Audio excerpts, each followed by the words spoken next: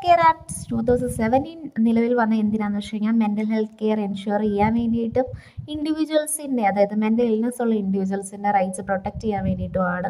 അതുപോലെ തന്നെ ഇത് സൂയിസൈഡ് ഡീക്രിമിനലൈസ് ചെയ്തു. അതായത് സൂയിസൈഡ് അറ്റംപ്റ്റ് ചെയ്യുന്ന ഇൻഡിവിജ്വൽസിന് ഹെൽപ്പാണ് കൊടുക്കേണ്ടത്, പണിഷ്മെൻ്റ് അല്ല കൊടുക്കേണ്ടതെന്നൊരു കാര്യം പുറത്തു വന്നു.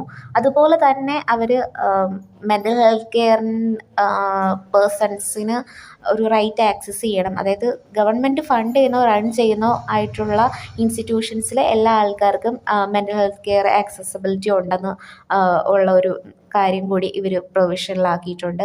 അതുപോലെ തന്നെ right to live with dignity, അതുപോലെ തന്നെ ഹ്യൂമൻ ആയിട്ടുള്ള ട്രീറ്റ്മെൻറ്റ് റിസീവ് ചെയ്യുക, കോൺഫിഡൻഷ്യാലിറ്റി മെയിൻറ്റെയിൻ ചെയ്യുക, ഇങ്ങനെയുള്ള കാര്യങ്ങളിലൊക്കെ അവർ ഫോക്കസ് ചെയ്തിട്ടുണ്ടായിരുന്നു.